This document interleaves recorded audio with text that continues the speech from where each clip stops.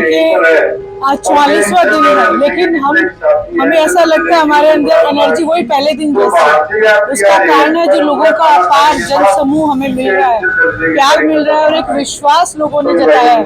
अभी मैं रास्ते में आ रही थी तो लावनी करते करते भी दो महिलाएं भाग के आई और बोली कि हम बहुत परेशान हैं बीजेपी से, इस गवर्नमेंट से, हमें तो चौटाला साहब का राज चाहिए। बेटा तुम मेहनत करो और हमारा एक एक वोट आपके साथ है। तो ये बहुत अच्छा एक जा रहा है। जी बिल्कुल, लोग तो परेशान है। वो तो कह रहे हैं कि हमें पिछले जो फसल का जो खराब हुआ उसका भी मुआवजा नहीं मिला, और दूसरा ये कह रहे हैं कि हमें ये कहा जा रहा है कि आपकी 70% अगर फसल बर्बाद है तो आपको 5 से 9 हज़ार रुपये मिलेंगे। 5 से 9 हज़ार रुपये का जब वो जिक्र करते हैं तो उनकी आंखों में पानी आ जाता है। वो कहते हैं महंगाई इतनी है, आज ये खाद बीज और हमें जो यूरिया वगैरह ये इतनी महंगी हो गई है, इसके हमारा तो खर्चा भी पूरा नहीं हो पाएगा। तो ये सब चीज़ें हैं। तो हम उन्हें विश्वास दिलाते हैं कि जब भी इंडियन नेशनल लोकदल की गवर्नमेंट बनेगी, आपका ये जो समस्या हम दूर करेंगे और एक कानून बनाएंगे कि आपके साथ कोई ठगाठोरी ना कर सके। खट्टर साहब ने भी अब गांव में आना शुरू कर दिया है, क्या लगता है परिवर्तन यात्रा का कहीं ना कहीं असर है? जी बिल्कुल, भारतीय जनता पार्टी बहुत डरपोक पार्टी है। उनको जब डर लगता है तो वो एक कानून को अपने हाथ में लेके उसका दुरुपयोग करके जो लीडर्स हैं उनको परेशान करते हैं। और खट्टर साहब तो वो लीडर है जो वो सीएम है जिनका हेलीकॉप्टर तक लोग उतरने नहीं देते। तो वो घबरा चुके हैं और मैदान में हमारे साथ निकल चुके हैं। देखिए, ये यात्रा लोगों के लिए है, लोगों की समस्या के लिए। ये एक सामाजिक यात्रा है। आज हमारे समाज में जो हमारे समाज के लोगों के साथ ठगी ठोरी हो रही है उसके खिलाफ जो हम आवाज़ उठा रहे हैं, ये यात्रा है। जो मेन स्ट्रीम मीडिया है, मेन स्ट्रीम मीडिया ने कुछ भी दिखाना बंद कर दिया है, गांव के लोगों के हालात दिखाने बंद कर दिए हैं। इसलिए मैं आप सबका दिल से धन्यवाद करती हूँ कि आप सब लोगों की वजह से ये चौथा स्तंभ अभी कायम है और गांव के लोगों की समस्या आप लोग उजागर करें। और जो बेरोजगारी, महंगाई, इसके खिलाफ ये यात्रा है।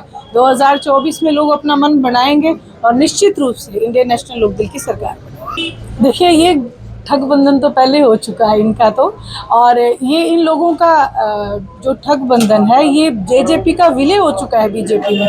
आप देखिए, 3 उपचुनाव हुए, तीनों उपचुनावों में ना झंडा, ना डंडा, ना कैंडिडेट। तो ये सीधा सीधा इस बात का संकेत है कि जेजेपी का विलय बीजेपी में हो चुका है। और जहां तक बात आपने हमारे गठबंधन की कही, हमारा हमेशा इंडियन नेशनल लोकदल का गठबंधन लोगों के साथ है, आम जनता के साथ हमारा हमेशा गठबंधन है और रहे।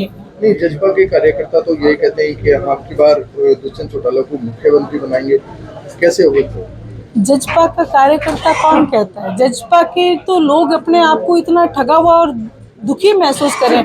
आप देखें, पिछला जो हमने दादरी किया है, दादरी में आप रिकॉर्ड उठा के देखें, इतनी ज्वाइनिंग हुई है, सभी जेजेपी से सबने घर वापसी किए। वो तो हमारे अपने, उनका घर है, वो जब मर्जी यहाँ आ सकते हैं। लेकिन जो ये कहते हैं कि मुख्यमंत्री, अब उन्होंने वो स्वप्न देखना छोड़ दिया है, क्योंकि उन्हें सही मायने में ये पता चल चुका है कि दुष्यंत ने उनके साथ एक छलावा किया है, एक वायदा किया था कि मैं बीजेपी के साथ नहीं जाऊंगा, बीजेपी को जमुना पार छोड़ के आऊंगा। और दूसरी बात एक चीज़ है, आप कभी किसी से समझौता करते हो तो एक विचारधारा को देख के समझौता किया जाता है। इन्होंने सिर्फ एक सत्ता के लालच में समझौता किया है। विचारधारा तो कहीं पे भी किसी भी तरीके से आदरणीय ओम प्रकाश जी चौटाला के साथ इनकी मेल नहीं खा रही है। जो बीजेपी थी जिस समय आईएनएलडी का समझौता था, वो बीजेपी अब ट्रैक से अलग हो चुकी है।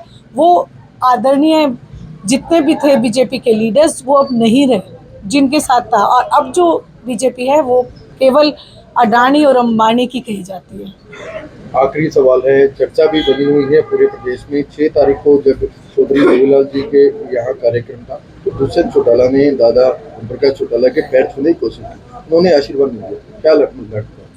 देखिए, कुछ चीज़ें होती है जो एक इंसान को आहत करके चली जाती हैं। जब उन्होंने, आदरणीय ओम प्रकाश जी चौटाला ने एक ये देखा भी चलो तेरे पाँव किसी ने भी छुए, उन्होंने आशीर्वाद दिया, तो उन्होंने उसको सोशल मीडिया के ऊपर एक ऐसा एक्सप्लोर कर दिया कि भाई जैसे हमारे दादा तो इंडियन नेशनल लोकदल में नहीं, आस्था हमें रखते हैं। और यहाँ तक बयान आए कि अगर दादाजी चाहें तो जेजेपी ज्वाइन कर सकते हैं। इस बात से वो आहत हैं और देखिए एक होती है अपने बच्चे को नाराज़गी बताने के लिए स्टेप उठाना पड़ता है, तो उसके लिए ज़रूरी है और वो उसके भले के लिए ही है।